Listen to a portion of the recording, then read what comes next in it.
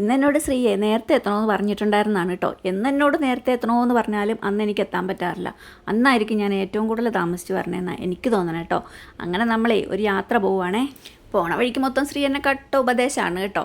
ഉപദേശം സഹികെട്ട് ഞാനിങ്ങ് മിണ്ടാണ്ടിരുന്ന് കാഴ്ചകളും കണ്ടങ്ങിരിക്കുവാണ് കേട്ടോ. എന്നും പോണ റോഡ് ഇതാണേലുവേ ഇന്നിപ്പോൾ ഞാൻ വീഡിയോ എഡിറ്റ് ചെയ്യാനിരുന്നപ്പോഴാണ് കേട്ടോ ഈ റോഡിനൊക്കെ ഇത്ര ഭംഗിയുണ്ടോ, ഈ കാഴ്ചകളൊന്നും ഞാൻ കണ്ടിട്ടില്ലല്ലോ എന്നൊക്കെ ഞാൻ അങ്ങോട്ട് ആലോചിക്കണം കേട്ടോ.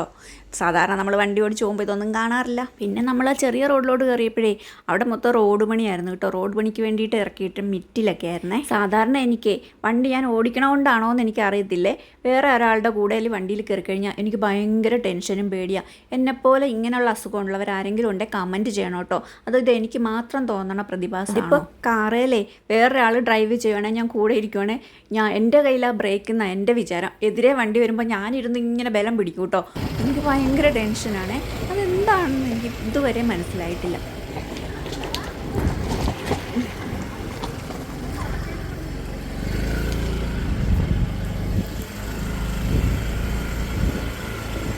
നമ്മളിപ്പോൾ എവിടെയെന്ന് മനസ്സിലായോ? ഇതാണ് കേട്ടോ നമ്മുടെ സോളമൻ്റെ സ്വർഗ്ഗരാജ്യം, അതായത് നമ്മുടെ കുഞ്ഞൻ്റെ വീട്. ആ കൂട്ടിലിരിക്കുന്നതാണ് കേട്ടോ നമ്മുടെ പിയോ. അവൾ വന്നപ്പം സമയം പോയ കാരണേ ശ്രീ വീട്ടിലോട്ട് കയറാനൊന്നും നിന്നില്ല. കൈ കിട്ടി ഒരു കമ്പ് എടുത്തുകൊണ്ട് പോണ പോക്കാണ് കേട്ടോ. ഇപ്പം നിങ്ങൾക്ക് മനസ്സിലായോ ഞങ്ങൾ എന്തെടുക്കാൻ പോവാന്ന്? നമുക്ക് നോക്കാൻ പറ്റുമോ? ആ അത്രയും കത്തിയെടുത്തു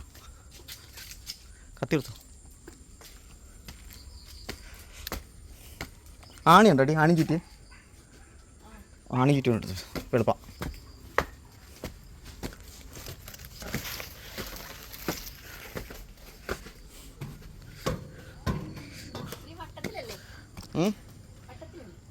ആ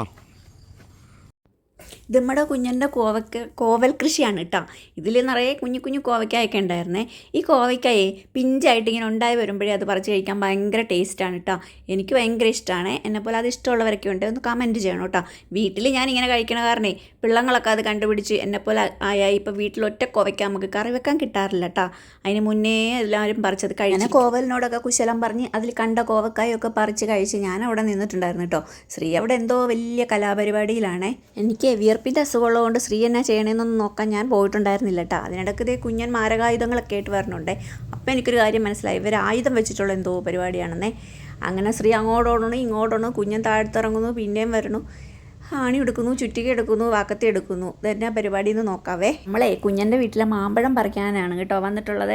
ആദ്യം ഒരു തോട്ടി ഉണ്ടാക്കിയിട്ട് ശരിയായില്ല. പിന്നെ കുഞ്ഞനോട് എന്തോ ബോട്ടിലെടുക്കാനോ എന്തൊക്കെയോ ടെക്നോളജികളൊക്കെ പറഞ്ഞു വിടുന്നുണ്ട് കേട്ടോ. എന്നാന്ന് എനിക്കൊരു എത്തും പിടിയും കിട്ടിയില്ല. ആദ്യം നമ്മൾ കുറച്ച് മാങ്ങ പറിച്ചതെല്ലാം തോട്ടി പോയിട്ടുണ്ടായിരുന്നേ.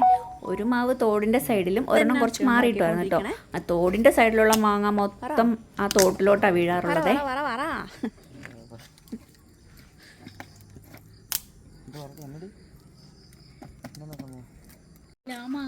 നല്ല മാങ്ങയാ. അതാ അത് നല്ല മാങ്ങ. ഇത് രണ്ടും ഒരു മാവല്ലേ? ഇത് നാട്ടുമാവ്, അത് വേറെ മാവ്. എന്നെ എടുക്കാനാ?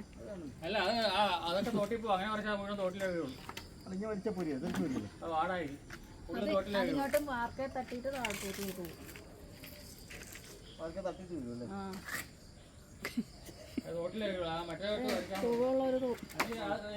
രണ്ടാമത്തെ കമ്പ് വേറെ മറ്റേ ഈ തോട്ടി വെച്ച് മറ്റേ വളയില്ലാത്ത തോട്ടി വെച്ച് മടൽ വെച്ചിട്ട് ഇതുകൊണ്ട് പറിക്കാമെന്ന് ആദ്യം പറിക്കാം. അതൊക്കെ അങ്ങനെ പറിച്ചിട്ടല്ലേ എല്ലാം ചുമ്മാ പോയി കുറേ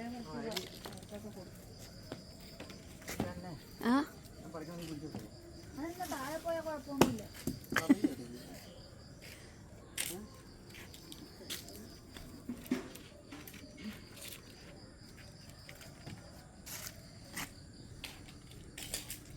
സിനിമയ്ക്കല്ലോ മറ്റേ തുടരുമല്ലോ മറ്റേ ആലപ്പുഴ തുടരും നല്ല സൂപ്പറാന്ന് പറയുന്നുണ്ട്. തുടരും കാണാൻ അത് കാണാം. നമ്മൾ തോട്ടിയൊക്കെ റെഡിയാക്കി വന്നപ്പോഴേ നേരം സന്ധ്യ കഴിഞ്ഞിട്ടുണ്ടായിരുന്നു കേട്ടോ. പിന്നെ മാങ്ങയൊന്നും കാണാനൊന്നും പറ്റണുണ്ടായിരുന്നില്ല. പിന്നെ ഊഹം വെച്ചിട്ടാണ് ശ്രീ ഓരോ മാങ്ങയും പറിച്ചെടുക്കണം കേട്ടോ. എന്തൊക്കെയോ ബോട്ടിൽ വെച്ചിട്ടുള്ള ഒരു ടെക്നോളജി വഴി ശ്രീ മാങ്ങ പറിച്ചതുകൊണ്ടേ മാങ്ങയൊന്നും തോട്ടിലോട്ട് വീഴാണ്ട് നമുക്ക് കിട്ടിയിട്ടുണ്ടായിരുന്നു. തളരരുത് രാമൻകുട്ടി, തളരരുതെന്ന് ഞാൻ പറയുന്നുണ്ടായിരുന്നേ. എന്തായാലും ശ്രീ അതിസാഹസികമായി ഇതേ ഈ കാണുന്ന മാങ്ങ എല്ലാം അങ്ങനെ പറിച്ചെടുത്തതായിരുന്നു കേട്ടോ. 2 ബിഷോപ്പർ നിറച്ച് മാങ്ങ നമുക്ക് കിട്ടിയിട്ടുണ്ടായിരുന്നേ. എന്തായാലും ഇത് അടിപൊളി, പഴുപ്പിച്ച് കഴിക്കാനായിട്ട് അടിപൊളി മാങ്ങയാണ് കേട്ടോ.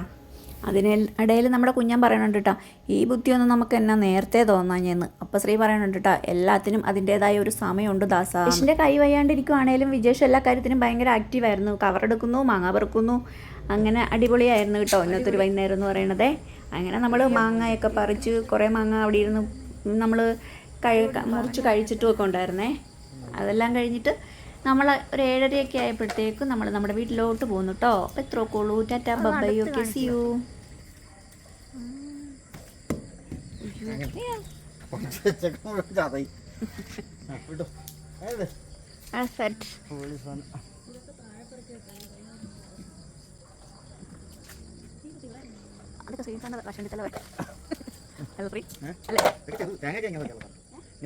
അപ്പോൾ ഞങ്ങൾ ഇത് കുപ്പിയല്ല, മറ്റേ കന്നാസ്, നീല കന്നാസ്.